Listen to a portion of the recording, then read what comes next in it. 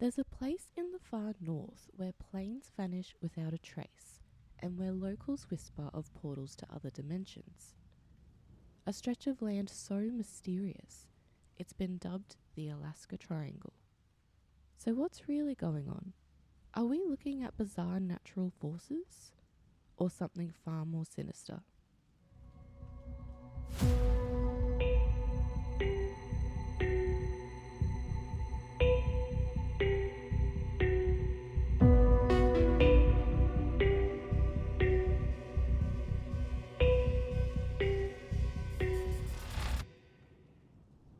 Hey there, night owls, and welcome back to Midnight Mysteries. I'm your host, Shaylin Jade, and tonight we're heading to one of the most remote, wild, and downright unsettling places in America. And be sure to stick around because after we dive into this strange and mysterious region, I'll be sharing our very first night owl narrative, a spine-tingling true story sent in by one of you. So, this region has baffled locals, explorers, and researchers alike, with over 16,000 people vanishing since the 1970s alone. So, that's just the modern tally. Before European contact, native Alaskan cultures had already told stories of missing hunters, eerie lights, and powerful spirits deep in these woods and mountains. And the missing aren't just hikers who took a wrong turn. We're talking experienced pilots, trained survivalists, search and rescue teams, and even an entire military aircraft. Some say it's just Alaska's brutal landscape. Others whisper about energy vortexes, UFO sightings, Bigfoot-like creatures, and even portals to other worlds. So tonight, we're going to peel back the layers of this mystery. One missing person, one strange sighting, and one creepy legend at a time. So let's get our bearings. What is the Alaska Triangle exactly? Well, if you draw a line from Anchorage to Juneau to Barrow, that's the rough shape of this so-called triangle.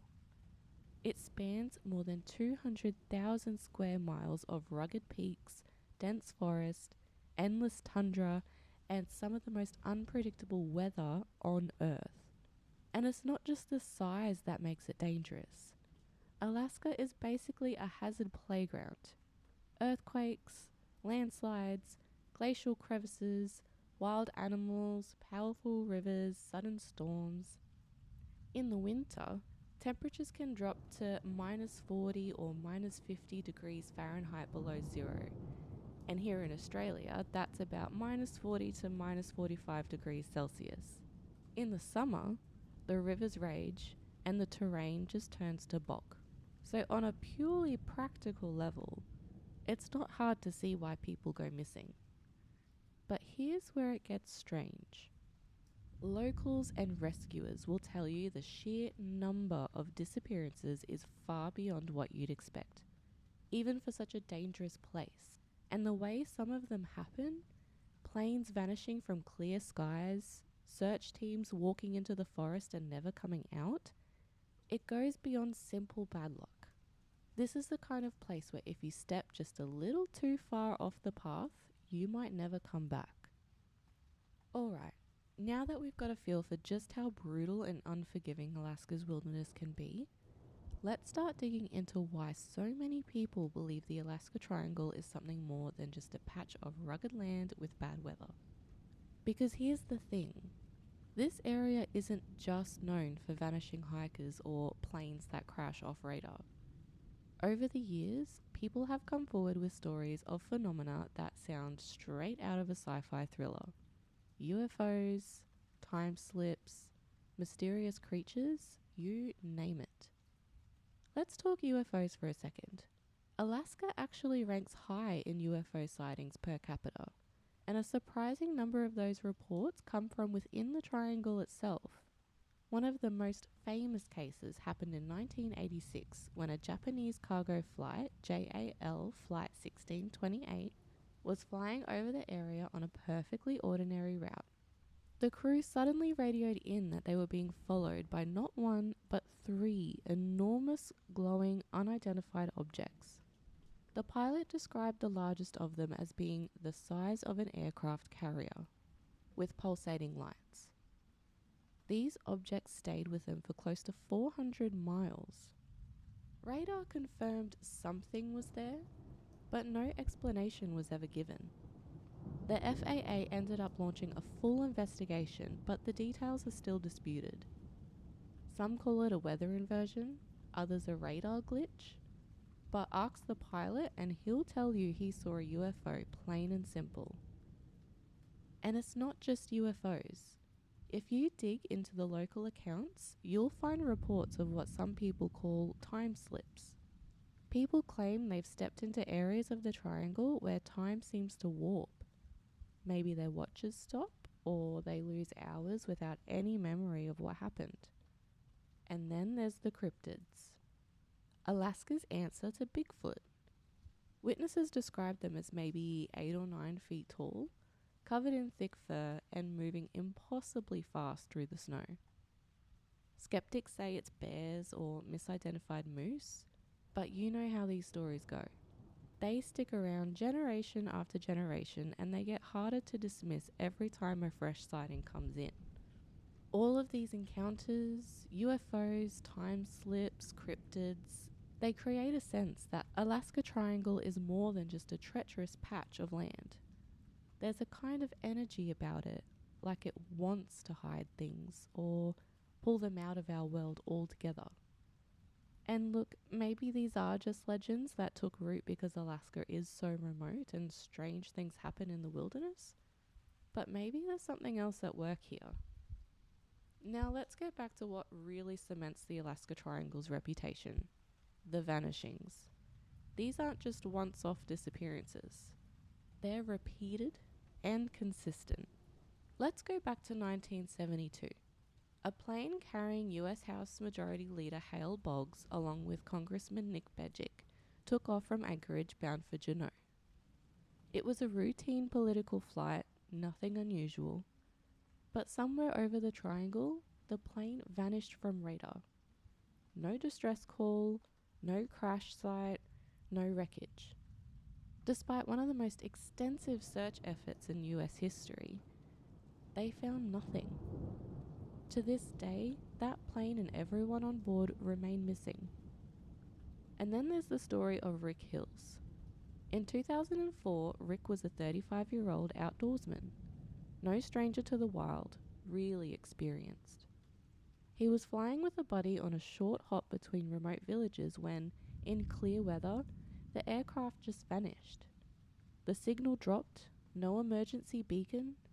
Searchers found no sign of them, not a single piece of debris, despite combing the wilderness for weeks. And it doesn't stop with planes.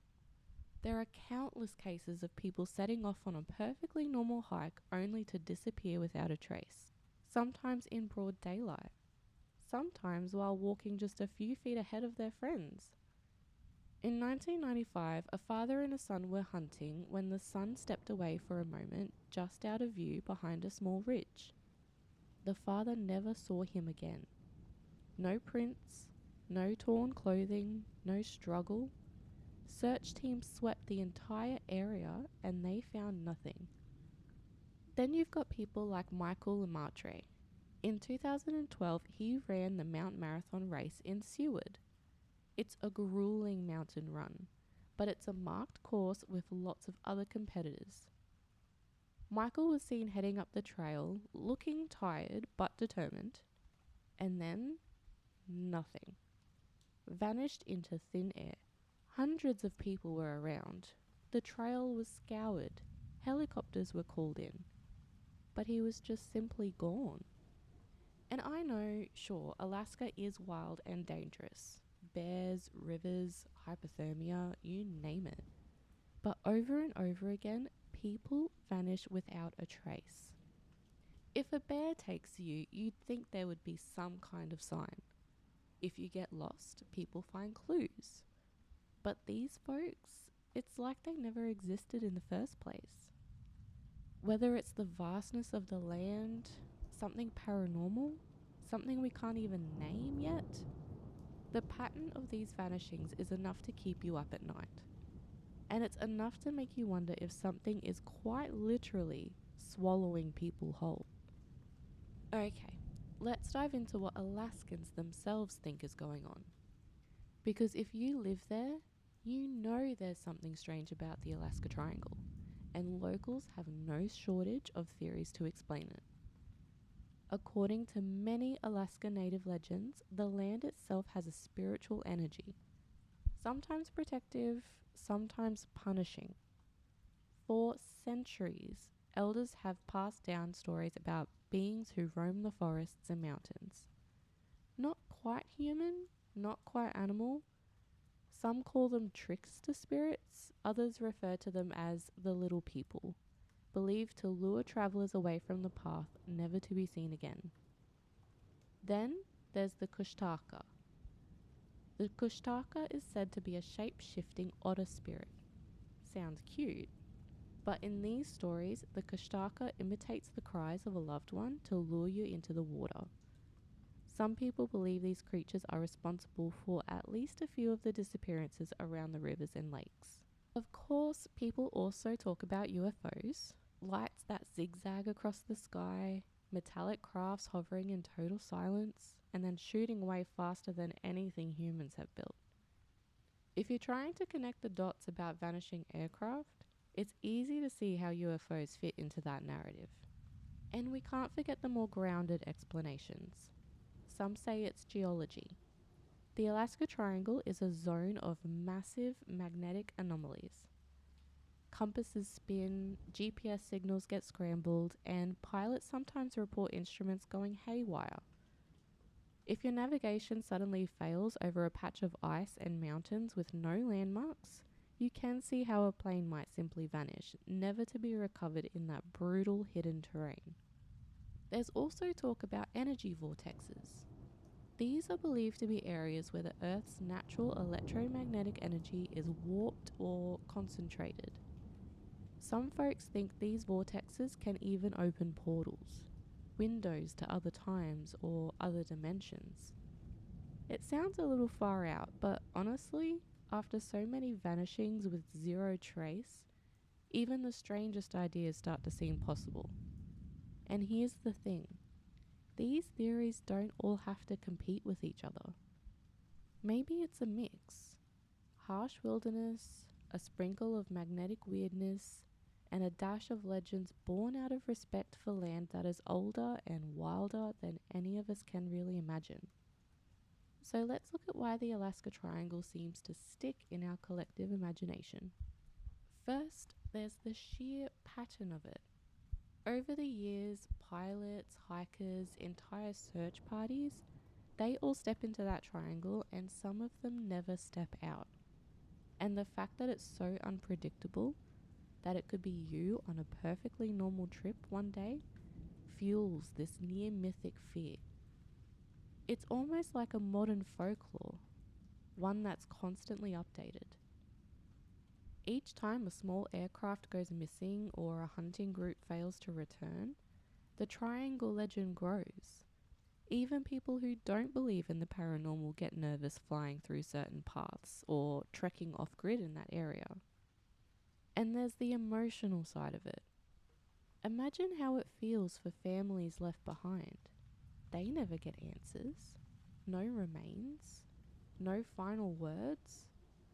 That sense of an unfinished story would haunt generations. Plus, there's the strange consistency of the triangle stories. It's that consistency that makes people wonder if it truly is something more than bad weather or pilot error or getting lost. Add to that how the Alaska Triangle is constantly featured in documentaries, podcasts, and TV shows, and it's no wonder it has become kind of a modern day Bermuda Triangle, just colder and more remote. If we dive any deeper, the indigenous communities of Alaska had their own ways of explaining what happens in these lands. And their stories might offer clues the modern world has been too quick to dismiss. Among Alaska Native groups, there are stories of spirits that dwell in the wilderness. Some helpful, some dangerous. These beings are said to be able to confuse your senses, making you see or hear things that aren't really there. Some elders still caution their families about venturing too far alone because of these spirits, believing they can snatch a person right out of this world. Then there's the concept of cursed land. The indigenous peoples of Alaska have stories about spirit worlds that overlap with our own. These aren't just vague myths either. They often describe very specific gateways in the landscape, places where the boundary between our world and something else is very thin. In certain traditions, a person who wanders too close to these spirit doorways might be pulled through, vanishing in the blink of an eye. They don't die in the ordinary sense. Instead, they cross over to a parallel realm where they may continue existing, but just can't return. Some versions of these stories even suggest that if a person steps into a portal unaware, they might live there for what feels like days or weeks, but come back to find that years have passed, a kind of missing time phenomenon. Other beliefs say the land itself can open up and swallow you, a spiritual or dimensional trap that resets reality. A hunter steps across an invisible line and it's like the world folds over him, erasing all trace. That's one way people explain how so many people vanish without footprints, without clues, and without a single piece of evidence. And think about it. There are so many global hotspots with eerie similar reports. People vanishing, strange lights, missing time, disoriented travelers. The Alaska Triangle might be part of a bigger pattern where these portals connect around the world, acting like hidden gateways for who knows what. Of course, we don't have proof. That's the hard part. There's no controlled study, no reliable data to measure a doorway to another dimension. But there's consistency in these stories, from elders to missing person reports to modern UFO believers. It's easy to write off these tales as folklore, but if you think about it, these communities have lived on this land for thousands of years, and they developed these cautionary stories for a reason. Maybe they noticed patterns, strange disappearances, odd sounds. Maybe they saw the same missing persons cases we see today, only centuries earlier, and gave them a spiritual explanation. And let's be honest, in a land where nature itself can feel otherworldly, it's not hard to imagine a spiritual dimension layered right over the physical.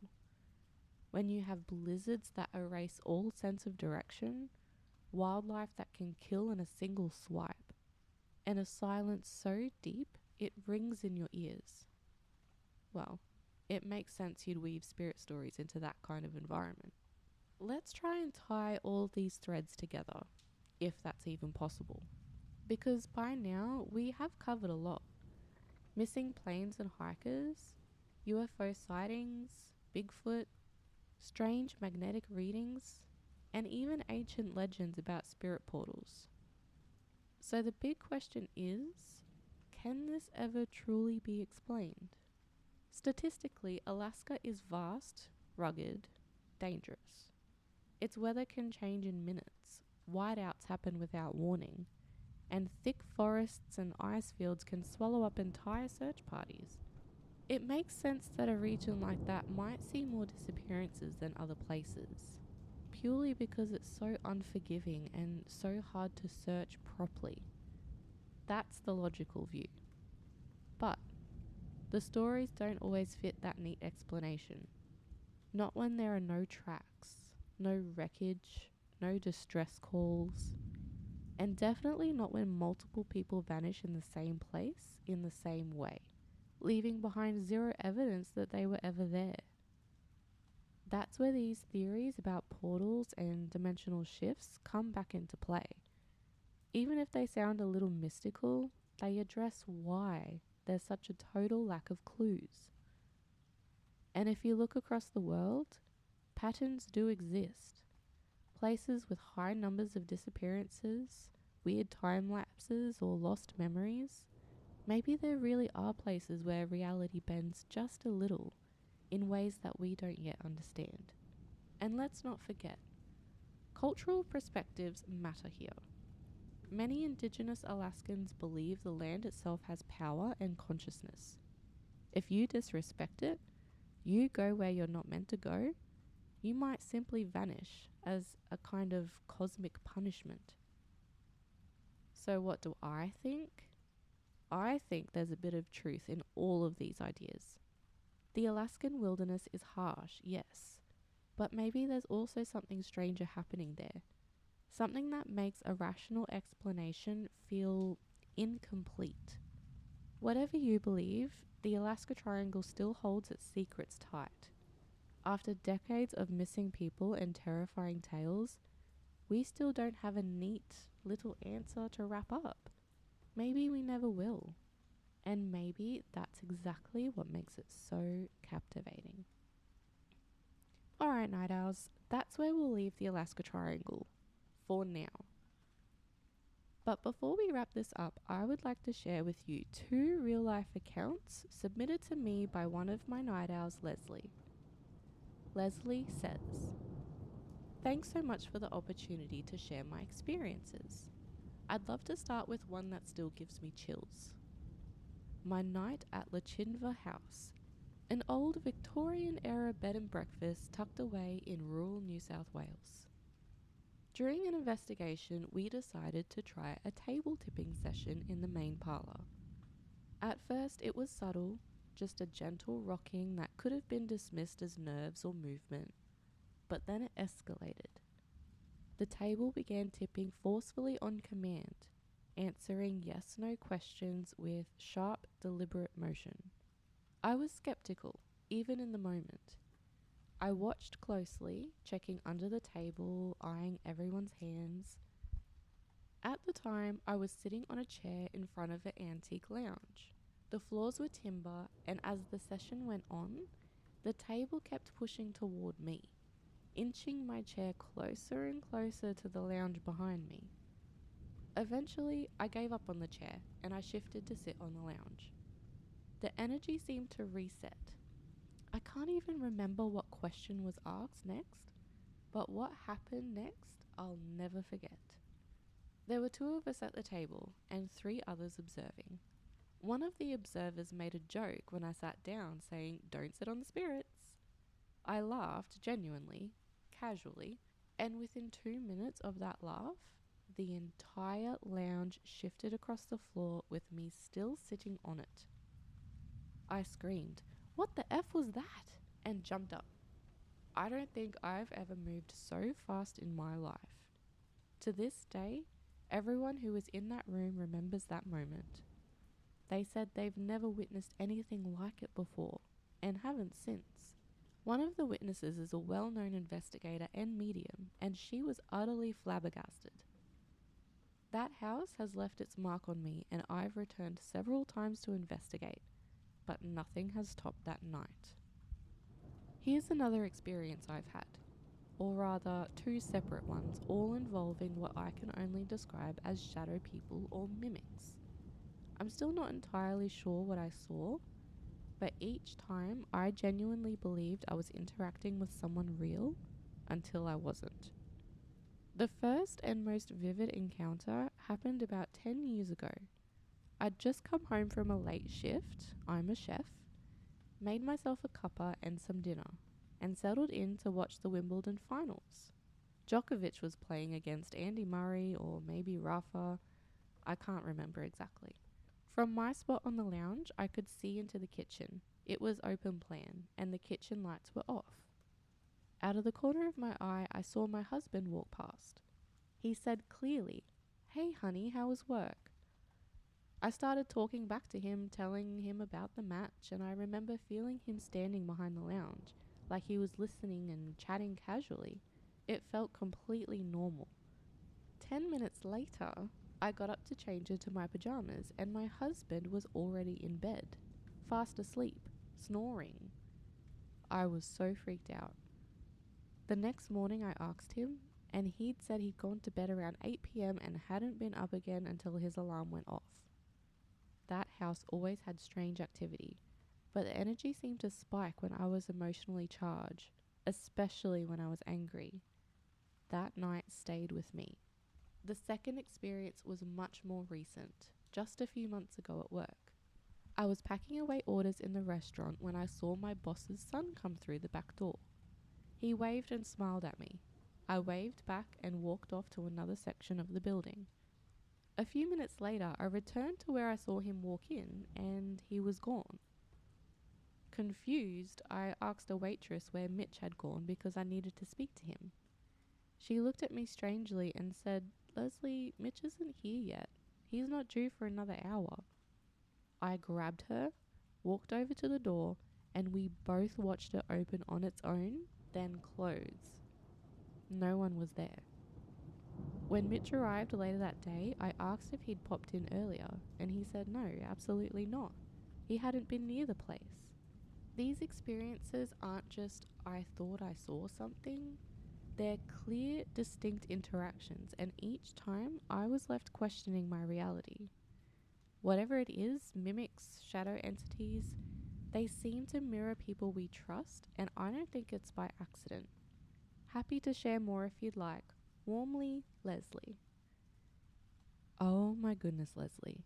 Now these are the stories I love, because how can you explain that? And yes, please send more. Send me everything you've got. I love it. And if you have a story of your own, maybe a haunting or a weird coincidence or something that just can't be explained, I'd love to hear about it. You can send your stories straight to midnightmysteriespodcast@outlook.com. If you have enjoyed this episode, please make sure to follow or subscribe wherever you get your podcasts. And if you feel like supporting the show, a quick rating or review is such a big help. Next week, we're diving into the chilling tales of the black-eyed children. Strange visitors with pitch black eyes who knock on your door after dark. You're not going to want to miss that one. Until then, good night and sweet dreams.